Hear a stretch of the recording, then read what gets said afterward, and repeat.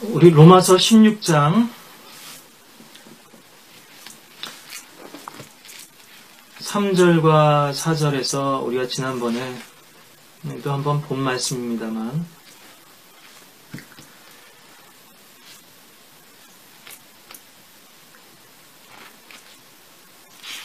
여기 이제 프리스킬라와 아킬라가 등장을 하죠. 그리스도 예수 안에서 나의 동역자인 프리스킬라와 아킬라에게 문안하라. 그들은 나의 생명을 위하여 자기들의 목을 내어놓은 사람들이라. 나뿐만 아니라 이방인들의 모든 교회들도 그들에게 감사하느니라. 이렇게 사도 바울이 서신 말미에 이렇게 문안을 하고 있는데요. 지난번에도 이 성경 안에서의 순서에 대해서, 언급된 순서에 대해서 예, 죄송합니다. 말씀드린 적이 있는데요. 그 부분을 제가 좀 더 이렇게 말씀을 살펴보다 보니까는 또 여러분들과 좀 나누면 유익이 되겠다고 하는 그런 부분이 있어서 이 시간 이 부분을 좀 같이 말씀을 로 다루기를 원하는데요. 이 프리스킬라와 아킬라, 엄밀하게는 사실은 아킬라와 프리스킬라인데요. 이 부부가 성경에서 모두 6곳에서 등장합니다. 모두 이제 같이 등장하고 있고요. 그 중에서 남편인 아킬라가 먼저 언급되는 곳이 3곳이 있고, 또 아내인 프리스킬라가 먼저 언급되는 곳이 3구절이 있습니다. 또 프리스킬라는 줄여서 프리스카라고도 이렇게 또 불리기도 하는데요. 우리가 성경에서 이런 구절들을 좀 찾아보면서 이 속에 담겨진 의미가 무엇인지, 그리고 부부간의 어떤 영적 관계를 설정해야 하고, 또 우리가 하나님의 질서가 무엇이고, 또 그 안에서 또 허락된 하나님의 또 은총이 무엇인지 하는 부분들을 같이 또 상고해 보기를 원합니다. 이 부부가 처음 등장하게 된 것은 사도행전 18장 1절부터 3절인데요.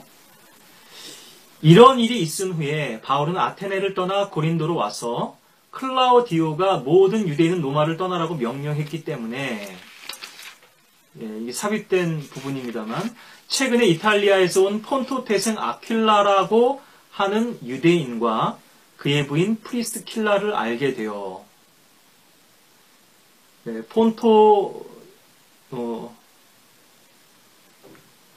저쪽 섬지방이죠.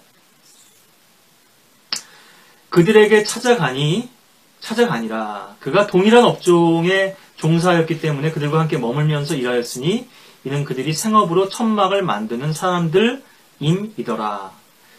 이렇게 해서 이들도 텐트 메이커였다고 하는 거, 텐트를 만들면서 생계를 유지하는 그러한 사람들이었다고 하는 것이 이제 처음으로 소개되고요. 유대인이라고, 아킬라라고 하는 유대인과 그의 부인 프리스킬라라고 이렇게 소개가 되고 있습니다. 이 프리스킬라도 유대인인지 하는 부분은 이제 명확치는 않습니다만 아마 같은 유대인이겠죠. 지금 그런데 이 사람들은 다 헬라식 이름을 지금 가지고 있죠. 아킬라, 프리스킬라. 이거는 유대식 이름은 아닌데요. 우리가 스테판도 그랬죠. 스테판 집사도 그렇고 필립도 그렇고 다 이제 그 헬라식 이름인데요.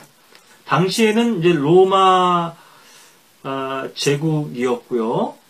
언어는 그런데 이제 그 관공서에서 쓰는 언어는 정치인들이 쓰는 언어는 라틴어였지만요. 그런 이제 그 외교 문서라든가 이런 거는요. 행정 문서는 실제 이 사람들이 썼던 언어는 그리스어입니다. 지난번에 코인의 헬러 말씀드렸었는데요. 그 이전에 알렉산더의 그리스 제국에서 헬레니즘이 이제 꽃피었고요. 헬레니즘 문화가 꽃피었고, 또 그 언어가 이제 지배적인 언어였기 때문에 일반 사람들은 다 이제 헬라어를 쓰고 있었던 거죠. 그래서 이제 여기서 이 가정이 처음으로 소개되고 있는데 사도행전 18장에서 AD 54년경쯤이 되거든요. 여기서는 당연히 가정의 머리로서 남편이 먼저 등장하는 것이 당위적입니다. 예, 그럴 수밖에 없죠. 가정을 소개하는데 부인부터 소개하지는 않죠. 예. 남편과 아내는 한 몸이기 때문에 사실 남편을 소개했으면 부인도 소개한 것이지만 우리가 요즘 뭐 좀 현대적이 돼서 공식석상에서는 부부를 같이 소개하지만 아내 먼저 소개하는 경우는 없거든요. 남편부터 소개하죠. 그리고 이렇게 이것이 뒤바뀌면 이것이 사실 문제가 되는 것이고요. 물론 사회적인 지위는 어떤 경우는 부인이 더 높을 수도 있습니다. 더 유명 인사일 수도 있어요. 그렇지만 우리는 지금 뭐 누군가요? 클린턴 부부죠. 예. 뭐 지금 둘이 이제 만약에 대통령이 당선된다면 번갈아 가면서 이제 뭐 이렇게 퍼스트 레이디, 퍼스트 또 뭐라고 부르던데요. 하여튼 뭐 이렇게 된다고 하는데 그러한 경우에도조차도 보통 관례상 우리가 남자를 먼저 이렇게 더 세워주죠. 또 그렇게 하길 또 부인도 아내도 바라고요. 근데 대먹지 못한 사람들은 자기를 더 높이려고 할지 모르지만은 자기를 높이는 것이 얼마나 수치가 되는지를 모르기 때문에 그렇습니다. 남편을 그렇게 무시하고 또 다른 사람들에게 그렇게 다음 사람들 앞에서 낮추게 되면은 사실 자신이 더 그렇게 무시된다는 것을 모르는 거죠. 유명인들 남편들 가운데서 이러한 열등감에 사로잡혀가지고 탈선하게 되고 또 그 가정이 깨지는 그런 예들이 연예인들 부부 가운데도 그렇고 많이들 있죠. 예.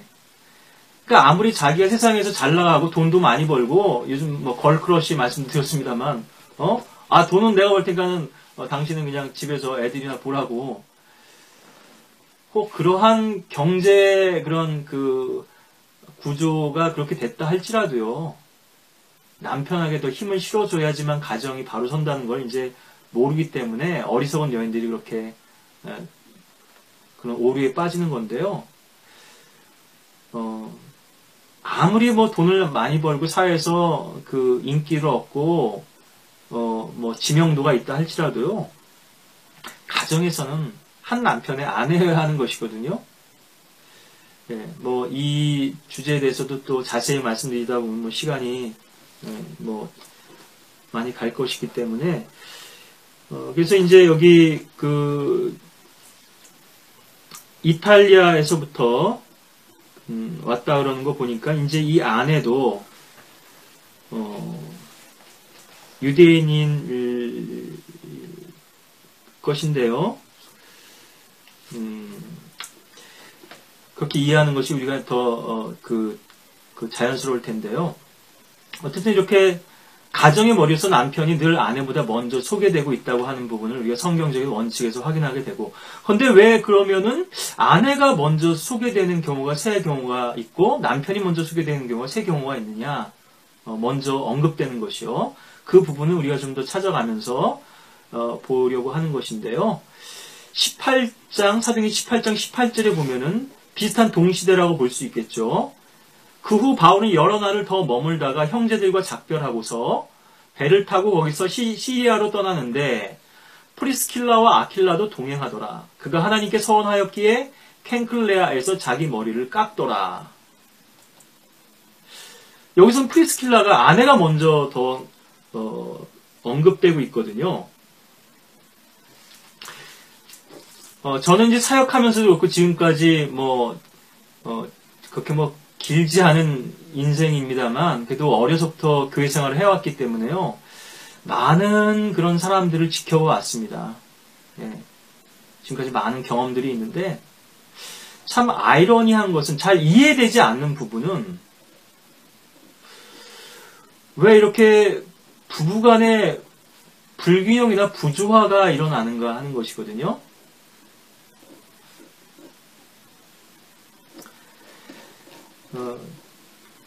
그 어떤 가정에서는요, 특히 영적인 면에 있어서 더 그럴 텐데요.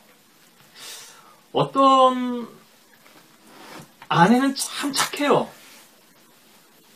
근데 남편은 참 개망난이에요. 또 그 반대 경우도 있죠.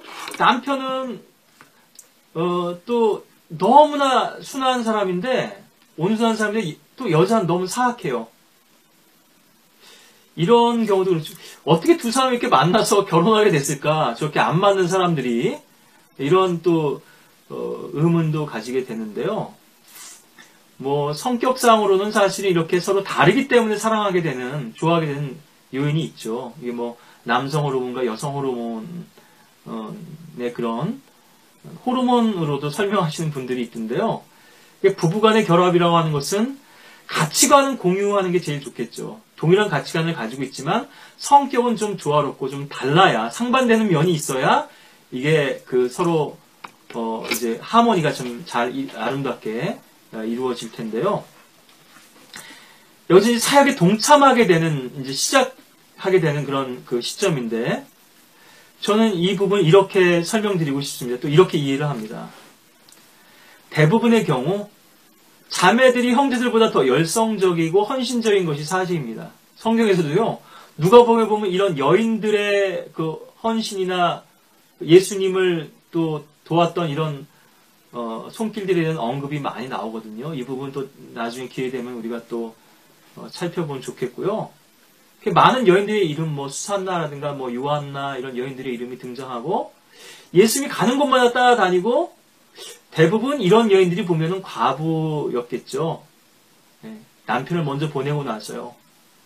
네, 의탁할 데가 없어요. 그래서 아까도 우리가 봤습니다마는, 교회 안에 과부들, 참 과부들을 이제 교회에서 돌봐야 되는데요. 네. 물론 이것이 표면적인 열심에 그칠 수도 있겠죠. 겉으로 드러난 열심이, 아까도 욕망에 대해서 말씀드렸다시피 겉으로 욕망이 드러났다고 해서 속 안에도 감춰져 있다고 볼 수는 없고요. 어떤 사람은 뒤끝 없이 그냥 겉으로 드러나는 것에서 다 끝난 사람이 있을 수도 있는데, 어떤 사람은 욕망을 드러냈어도 아직도 속 안에 그런 감춰진 욕망이, 강한 욕망이 있을 수도 있고요. 어떤 사람들은 그것을 막 억누르고 억제하고 감추고는 있지만 속 안에 엄청난 욕망이 숨겨져 있는 경우가 있을 수 있는데요. 우리가 그래서 이렇게 겉으로 드러난 열성을 뭐 다 그냥 영적으로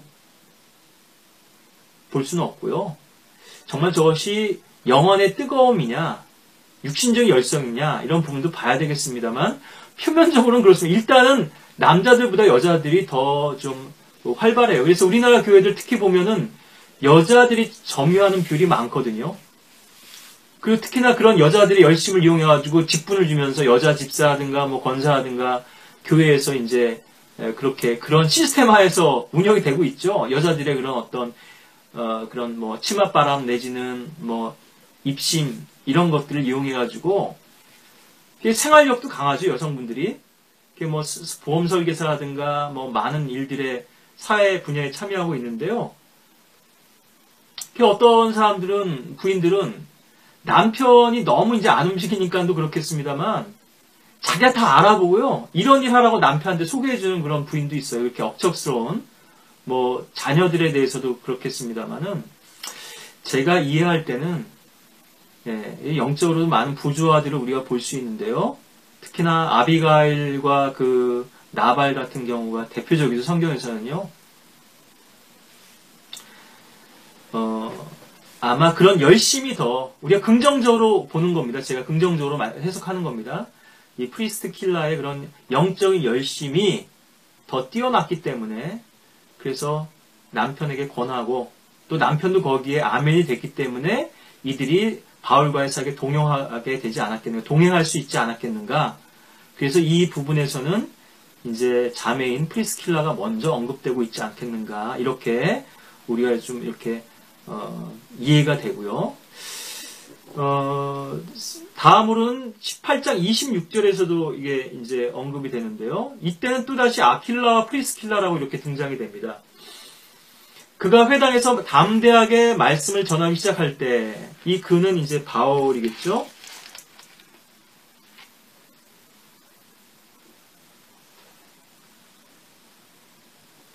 여기 알렉산드리아 태생의 아폴로네요. 아폴로가 말씀 사역을 했고요. 회당에서 아주 엄경히 유창했다고 그러죠. 성경에도 밝고. 그의 말을 듣고 그를 형제들에게 데려가서 그에게 하나님의 도를 더욱 정확하게 설명해 주니라. 이 지금 아폴로는 아직 예수님의 그런 그 복음을 못 들은 거죠. 구약의 이제 율법만 알고요.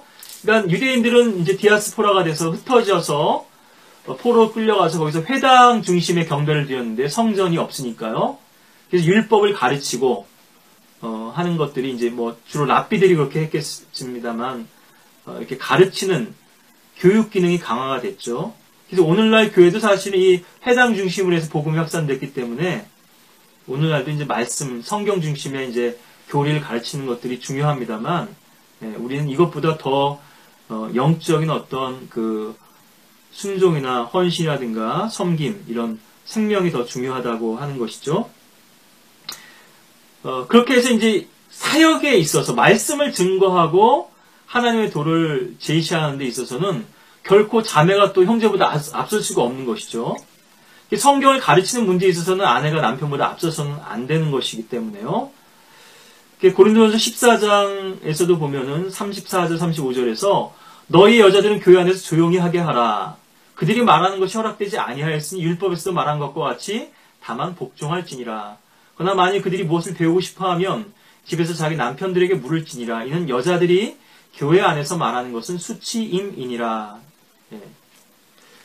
이건 여자들이 교회 안에서 뭐 아무 말도 하지 말라는 얘기가 아니라요. 성경을 가르치거나 예언하거나 방언하는 이런 일에 있어서는 침묵하라 이런 교리적인 이제 선언이죠. 디모데전서 2장 11절 12절에서도요. 여자는 온전히 순종함으로 조용히 배우게 하라. 나는 여자가 가르치는 것이나 남자에게 권위를 행사하는 것을 허락지 아니하노니 다만 조용할지니라. 머린 남편에게 복종하고 그 안에 속해 있어야 함을 이제 우리가 여기서도 배우게 되는데요. 또 그 다음은 뭐 성경 순서상으로는 로마서가 먼저겠습니다만은 아까 우리가 봤었죠. 연대적으로 보자면은 지금 아까는 계속 54년 AD 54년경이고요. 지금 이제 57년경 고린도전서 16장에 이제 이 두 부부가 이 두 사람이 이 커플이 등장하는데요. 고린도전서 16장 19절에 보시면 아시아에 있는 교회들이 너희에게 문안하느니라. 아킬라와 프리스킬라가 그들의 집에 있는 교회와 더불어 주 안에서 진심으로 너희에게 문안하느니라. 이제는 아킬라와 프리스킬라가 동역자가 돼서 교회를 섬기고 있죠. 일테면은 이제 장로와 그 아내가 된 것이고요. 사역자와 그 아내가 된 것인데, 그러니까 성경에서의 모든 사역은 부부가 한 몸 돼서 수행하는 것입니다. 그래서 집사가 여자 집사가 따로 있고 남자 집사가 따로 있는 게 아니고요. 남자가 대표로 안수를 받는 것이고, 성경적인 교회에서는 부부가 같이 이렇게 엎드리죠. 물론 안수는 형제에게만 하지만요. 부부가 공동으로 수행하는 그러한 사역인 것이고 그런 부르심과 또 직분인 것이고요. 그래서 코콜링이라는 말도 하는데요. 공동의 부르심입니다. 지난번에 이제 멍에를 맨 소도 말씀드렸습니다만 한결의 소라고 하는 것은 한 멍에를 같이 멍에를 메고 있는 소를 말하는 것인데요. 그래서 한 팀이 돼서 이렇게 끌고 가는 것이죠. 쟁기질을 하고. 교회의 머리로서 당연히 사역자로서 대표되는 이것 역시나 아내가 남편보다 먼저 될 수 없는 것이죠. 공적인 부분에서는 결코 이 순서를 뒤바꿀 수 없습니다. 그것처럼 개인적인 부분에 있어 그 사람 안에 있는 어떤 열정을 이야기한다든가 섬김을 얘기한다든가 할 때는 아내가 남편보다 먼저 이렇게 언급될 수도 있는 것이죠. 우리가 로마서 16장 3절은 아까 처음에도 봤습니다만 그리스도 예수 안에서 나의 동역자인 프리스킬라와 아킬라에게 문안하라. 그래서 자매가 먼저 언급되고 있는데요. 아마도 주의 종인 바울을 섬기고 돌보는 데 있어서 더 정성이 갸륵하고 극진했던 이 자매가 그런 그 자매의 섬세한 성길로서의 섬김이 먼저 이렇게 언급되게 되는 이유가 아니었겠는가 이렇게 이해가 되고요. 마지막으로는 이것이 이제 AD 60년경이고요. 로마서 16장 3절에 지금 언급되는 경우가요. 그리고 AD 이제 68년경이 될 텐데, 디모데후서 4장 19절에서 또 이제 언급이 되고 있는데요. 여기서는 프리스카와 아킬라 그리고 오네시포로의 집에 문안하라. 뒤에는 오네시포로의 집이지만은 프리스킬라와 아킬라는 어떤 집이라든가 지금 특수한 상황이 있겠죠. 그러니까 잠시 지금 사역에서 떠나 있을 수도 있겠고요. 어떤 지역에서 사역을 섬기다가 아니면 지금 이거는 공식적인 어떤 사역자로서의 언급이 아니라 그리고 오네시포로의 집도 그냥 집을 말씀하셨지 그 집안이죠. 이제 하우스홀드의 의미도 있겠죠. 네, 그 식구들을 다 언급하는 것이고요. 지금 집에 있는 교회라고 언급한 것은 아니니까요. 그리고 특히나 지금 여기는 기도와 문안이라고 볼 수 있을 텐데요. 늘 그런 것은 아니겠지만은 기도와 문안에 있어서는 얼마든지 이 영적 서열이 무시되고 어떤 우선순위에 따라서 남편보다 아내가 앞설 수 있는 것이죠. 기도의 순서는 그러니까 필요의 문제죠. 어떤 사람의 필요가 더 우선적이냐. 질병이라든가 아픔이라든가 어떤 특별한 문제라든가 상황으로 인해서 얼마든지 먼저 거론될 수 있는 것이고요. 또 문안의 순서 역시나 사랑과 관심과 애정의 문제죠.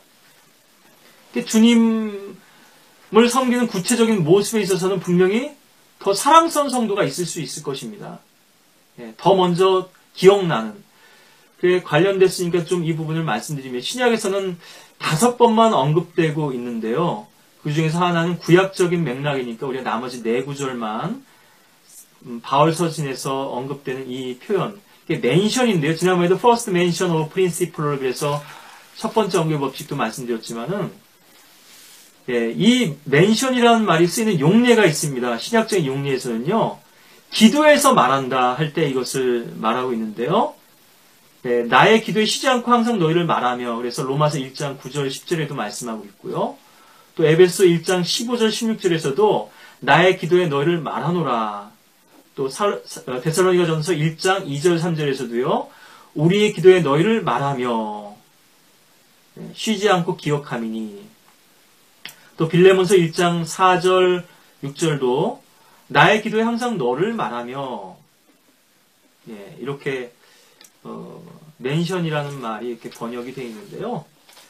그러니까 기도할 때 우리가 더 먼저 떠오르는 사람이 있겠죠. 이를테면 더 먼저 기억될 수 있을 것입니다. 이것은 영적 권위나 질서의 문제가 아니라고 하는 것이고요. 또 문안할 때도 그렇죠. 어떤 경우에는 더 그 형제의 지체에 어떤 연약함이나 질병이나 어떤 안타까움이나 고통스러운 어떤 문제가 있을 때 먼저 언급될 수 있을 텐데요. 10손가락 깨물어 안 아픈 손가락은 없다지만 더 예쁘고 사랑스러운 자식이 분명히 있기 마련이죠.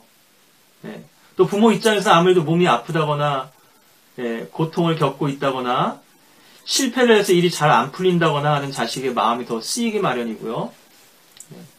또 관계에 있어서도 더 많은 교류와 애정을 주고받는 사람, 특히 주님을 더 사랑하고 주님의 사역에 더 많이 헌신한 사람들이 먼저 기억되겠죠.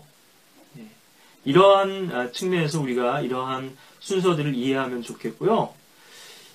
물론 이제 구체적인 맥락이 분명하게 제시되지 않았기 때문에 이 순서만을 가지고 우리가 많은 의미를 부여하거나 영적 판단하는 것이 좀 무리한 해석일 수도 있겠습니다만 분명한 사실 하나는 하나님께서는 결국 실수로 아니면 별 뜻 없이 이런 순서들을 정하거나 뒤바꾸지는 않으신다고 하는 것입니다.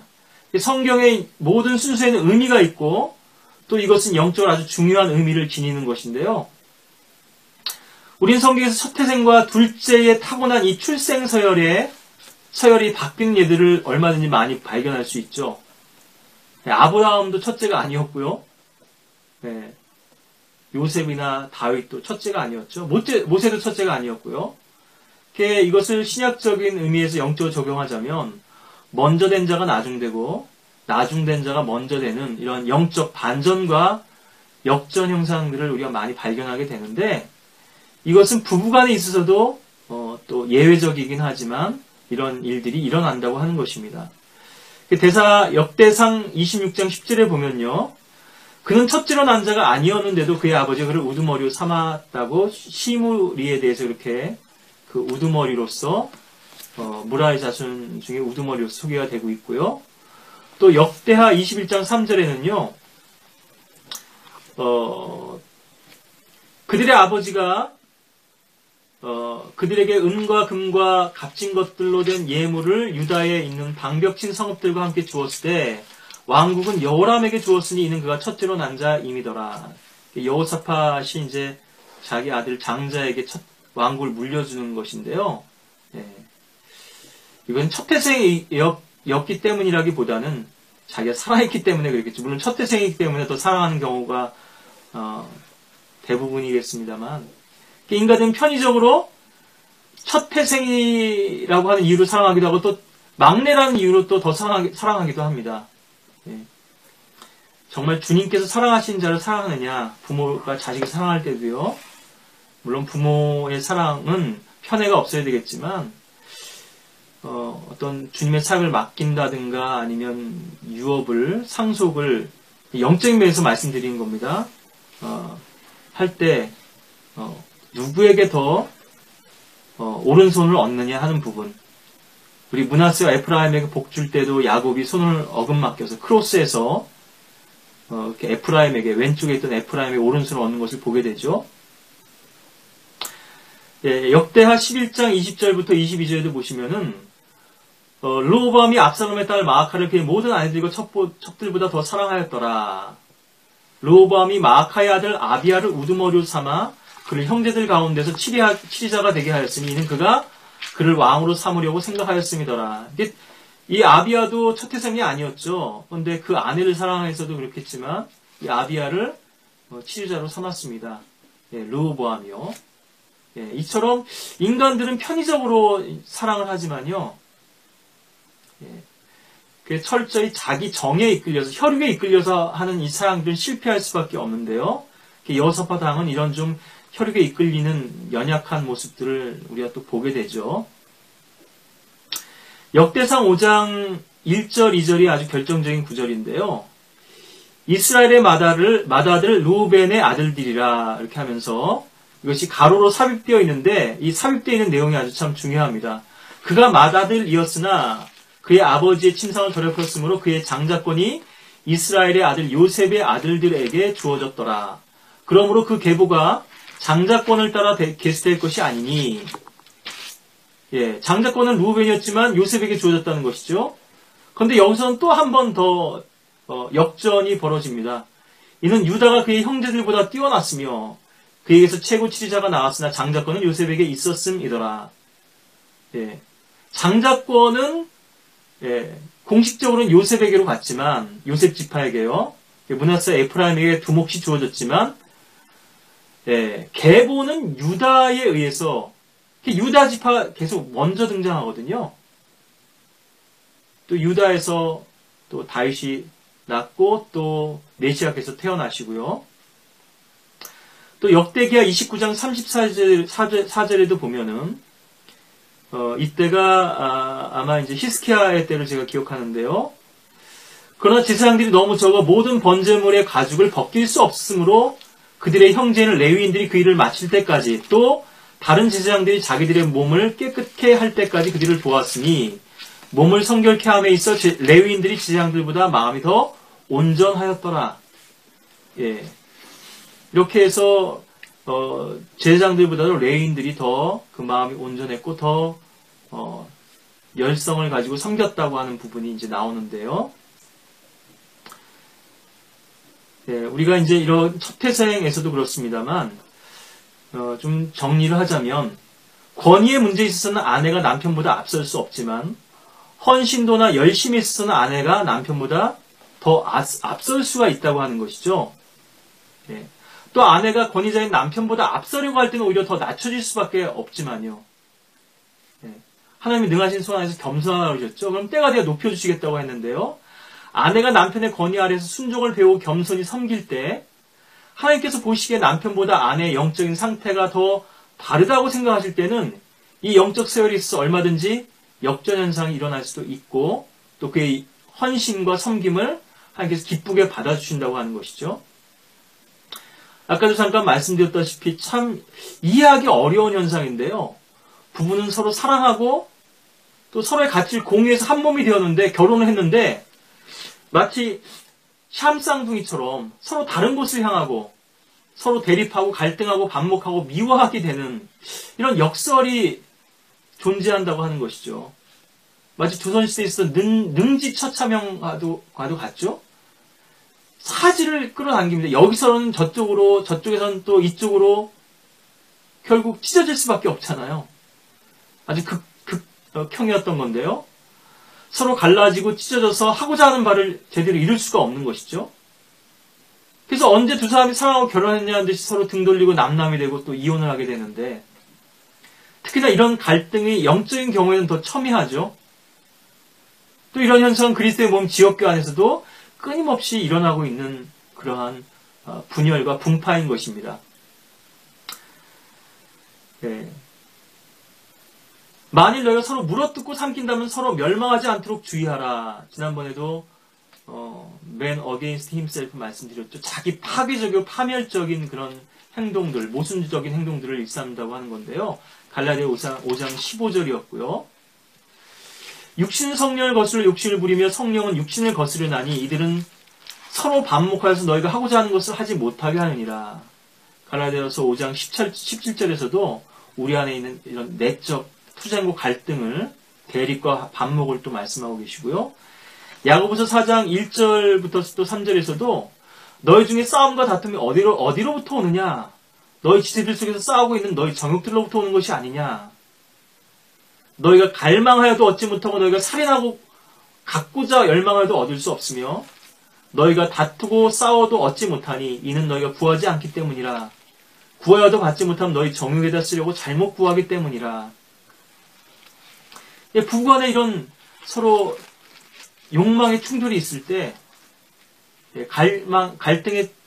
갈등이 생기고 대립될 때, 그 몸이 온전히 설 수가 없겠죠.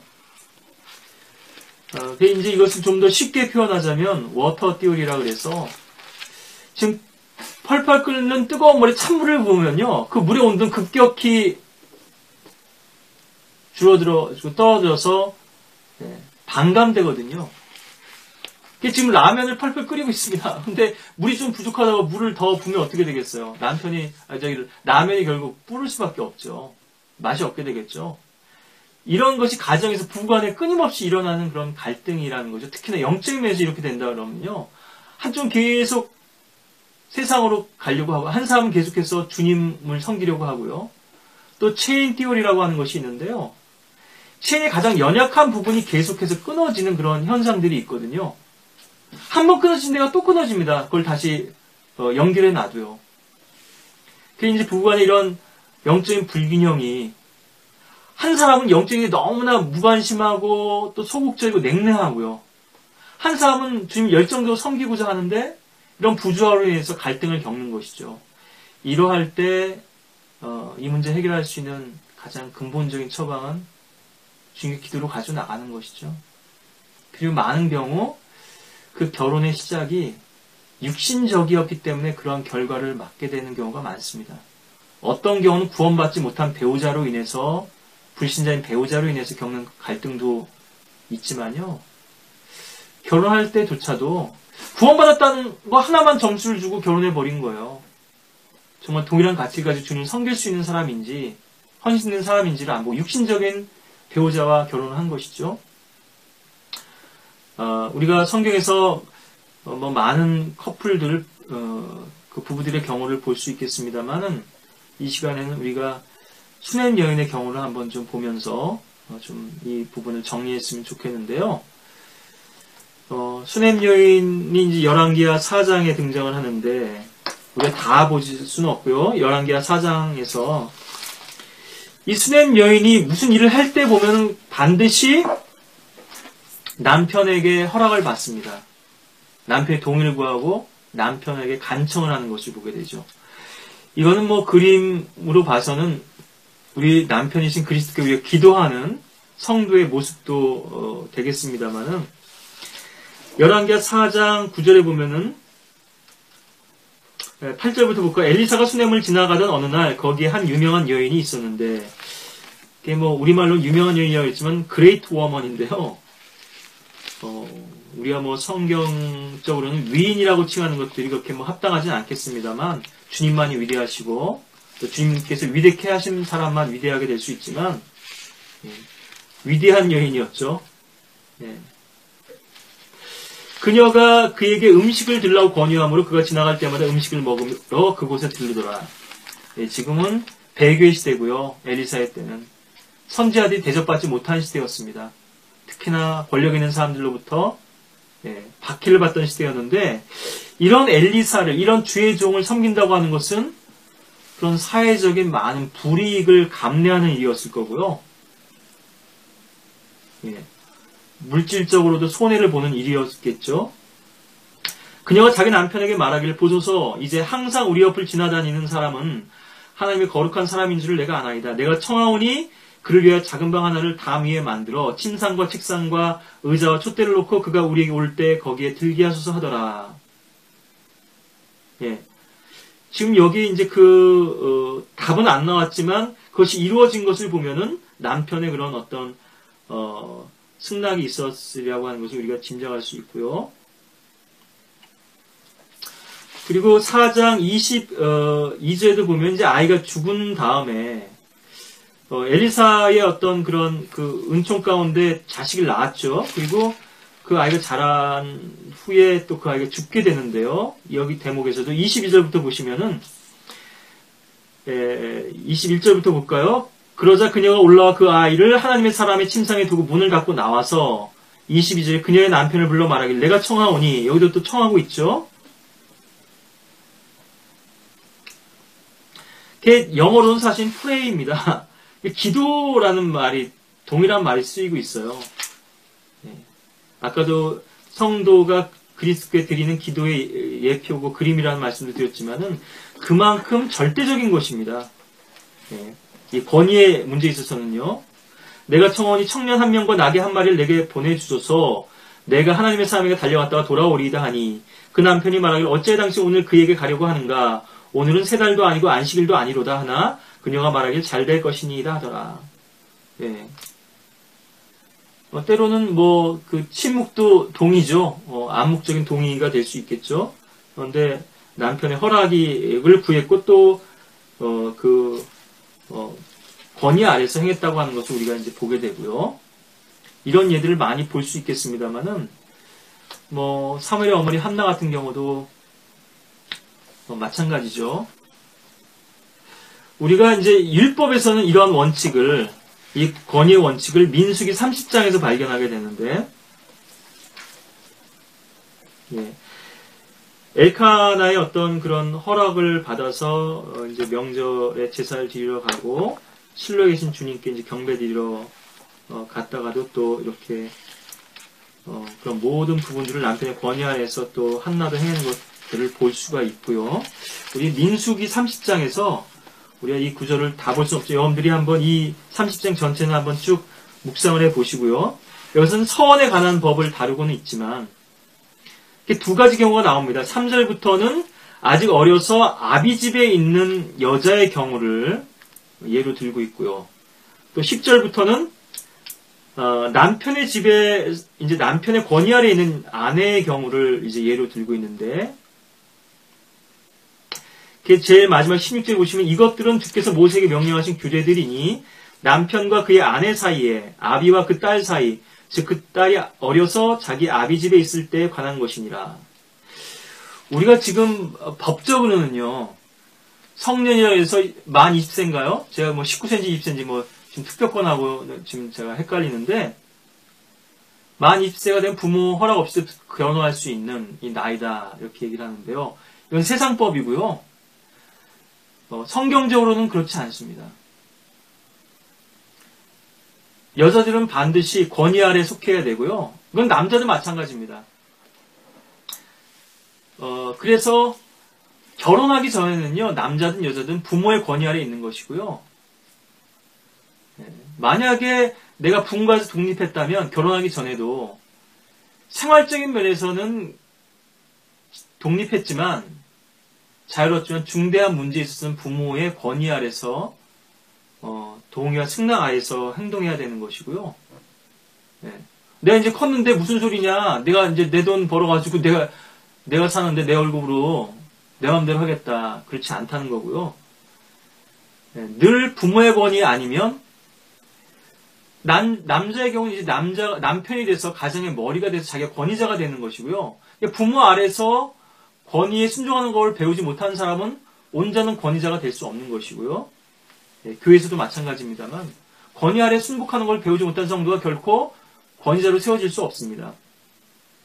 아내들의 경우, 여자들의 경우는 아버지의 권위 아래 있거나 반드시 남편의 권위 아래 있어야 되는 것이죠. 예, 그 권위 아래 질서 아래서 순종하는 것이 합당한 것이고 성경에서 이 두 경우만 얘기하고 있지 자기 마음대로 그 권위를 행사할 수 있는 경우가 없습니다. 예외적으로 30장 9절에서 그러나 과부나 이혼녀의 모든 서원으로 혼을 묶은 것은 지킬지니라. 이때는 이제 독자적으로 행사를 해야 됩니다. 왜냐하면 권위가 없기 때문에 과부나 이혼녀는요. 그렇지만 딸이라면 아버지의 권위, 출가해서 남편에게 속했다면 남편의 권위 아래서 이 서원이 효력을 발생할 수도 있고 무효가 될 수도 있고 아내가 서원했는데 남편이 그것을 승낙하지 않아요. 그럼 그 서원은 유효하지 않다는 것입니다. 그리고 그 책임은 남편에게 있다는 것이고요. 또 아버지에게 있고 예. 남편이나 아버지가 잘못된 권위를 행사했어요. 그럼 그 책임은 하나님 앞에서 그들이 이제 받는 것이고요. 딸이나 아내에게 그것이 책임이 주어지지 않는다고 하는 것이죠. 이 권위 아래 있는 사람은 어떻게 보면 더 자유로운 것입니다. 책임질 일이 없으니까요. 네. 뭐 교회 안에서도 마찬가지죠. 영적 권위 아래에 있는 사람들은 사역자보다는 권위가 주어지지 않았기 때문에 더 책임이 면에서 자유로운 것이고요. 많이 주어진 자에게 많이 찾겠다고 요구하겠다고 하셨기 때문에 권위가 더 많이 주어진 사람에게 더 많은 것들을 하나님께서 물으시는 것입니다. 꼭 그것이 자기의 문제가 아니라 자녀들이나 또 성도들이나 또 아내의 문제를 할지라도 마찬가지죠.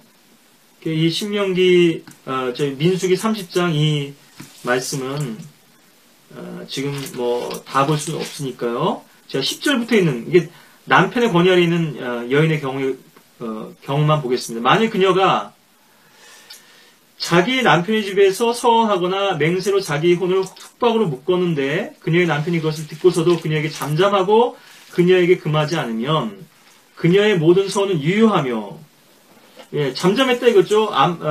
암묵적으로 동의했다 이거죠. 그녀의 혼을 묶은 모든 속박도 유효하니라. 그러나 만일 그녀의 남편이 그것을 듣는 날에 그 말들을 무효로 한다면 그녀의 서원과 혼의 속박에 관하여 그녀의 입술에서 낸 것은 무엇이든지 유효하지 못하나니 그녀의 남편이 그것들을 무효로 하였으므로 주께서는 그녀를 용서하시리라.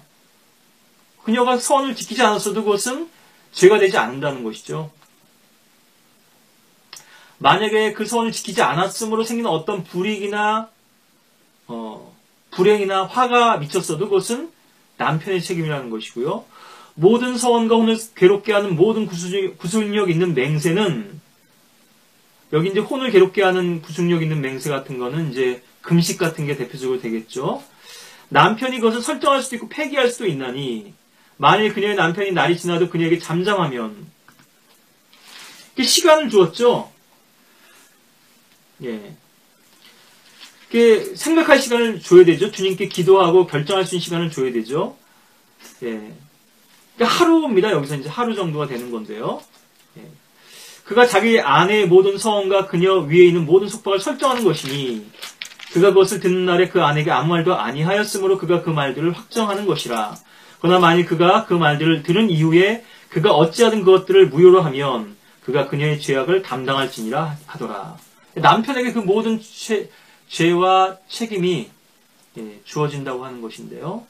이런 예들을 우리가 성경에서 많은 그 부부들의 경우에서 구체적인 사례들을 볼 수 있습니다만 오늘 아큘라, 프리스킬라, 아큘라 이런 영적 순서들을 우리가 좀 살펴보면서 주님께서 우리를 높여줄 때가 가장 존귀한 때다. 우리 스스로 우리를 높이려고 할 때는 우리가 땅으로 내려질 수밖에 없다. 그리고 권위 아래 있을 때가 가장 보장된 삶이다. 그리고 권위를 가진 사람들은 그 책임이 더 크기 때문에 주님 앞에서 더 신실하게 행해야 된다. 그리고 특히나 영적인 부조와 이런 불균형으로 해서 갈등이나 고민을 겪는 분들이 계시다면 그것이 불신자인 배우자로 인한 것이든 아니면 영적인 어떤 지향이나 가치관이 다르고 열의가 달라서 생기는 그런 문제이든 간에요. 어떤 가정은 이 성경 문제에 대해서 갈등을 벌이는 데도 있습니다. 어떤 배우자는 바른 성경을 받아들이고 어떤 배우자는 아직도 이전 성경을 그냥 붙드는 것이거든요. 또 교리적으로도 마찬가지고 이런 가정들이 많을 텐데 우리 사실 엄밀히 들여다본다면 모든 가정이 다 이런 갈등을 겪고 있습니다. 사실은.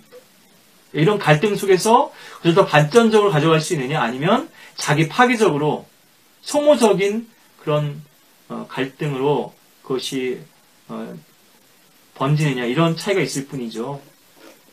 그래서 여러분들이 이런 아주 작은 부분이었지만 성경에서 이러한 순서에도 의미가 있다고 하는 거.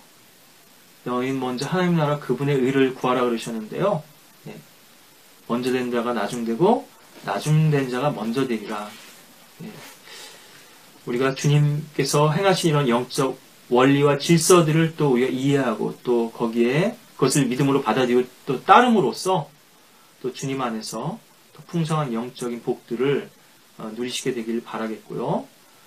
또 많은 부분들을 말씀드렸지만 여러분들의 기도나 또 사랑을 표현하는 데 있어서는 이런 정해진 순서가 없는 것이죠. 여러분들의 애정과 관심과 필요와 또 그 사람의 고통에 따라서 더 많이 사랑할 수 있는 그런 관계가 되기를 바라고 주님의 권위와 또 질서와 또 주님께서 허락하신 그 환경 속에서 여러분들이 최상의 복을 누리시고 환경이 곧 하나님이라는 말씀을 드렸는데요. 하나님께서 그 환경을 통해서 여러분들에게 원하신 주님의 뜻이 무엇이고 또 주님의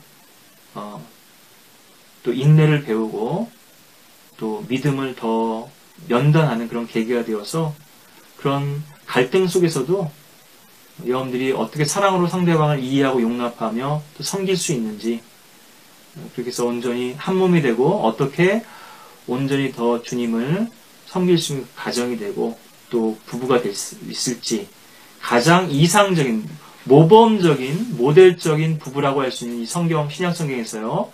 아킬라와 프리스킬라와 이 아킬라 이 부부를 통해서 우리가 또 한 몸 된 또 지체 안에서의 주님을 섬기는 그런 또 아름다운 모습이 교회 안에서 더욱더 많이 늘어나게 되기를 바라겠습니다.